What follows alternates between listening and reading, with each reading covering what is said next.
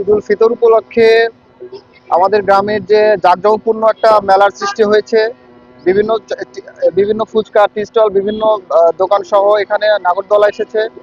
এই উপলক্ষে বিভিন্ন পর্যটকরা এসে উপস্থিত হয়েছেন।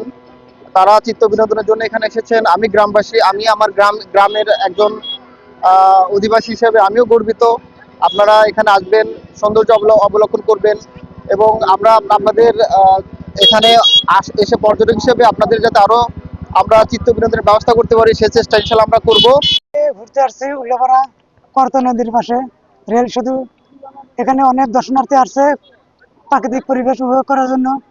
পাশেই আমাদের এখানে নাগরদোলা দেখা যাচ্ছে, এখানে অনেক মানুষ বিনোদন নিচ্ছে। তো আমরা সব মিলে খুব আনন্দ উপভোগ করছি।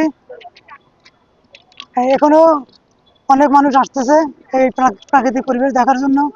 হ্যাঁ, আজকে আবহাওয়াটা অনেক সুন্দর, কোনো রোদ নাই, বৃষ্টি নাই, সব মিলে সবকিছু পরিবেশটা খুব সুন্দর। করতা নদীতে ঘুরতে আসছি। এখানে মানে অনেকেই উঠছে, চরকি মরকি আছে, মানে এই যে বরফ টরফ আছে, তো খাই অনেক ভালোই লাগলো আর কি।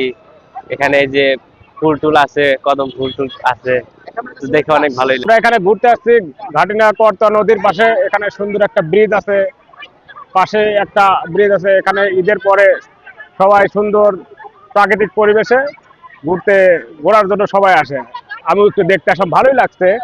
খুব সুন্দর একটা মেলা হচ্ছে ঘাটিনা করতা নদীর পাশে গ্রাম্য গ্রাম্য মেলা। তো মোটামুটি ভালোই ভালোই পরিবেশ জমজমাট হচ্ছে এখানকার, মোটামুটি ভালোই আর কি, সবকিছু মিলে আর কি। নাগরদোলা থেকে শুধু নদীর ঘাট এগুলো মোটামুটি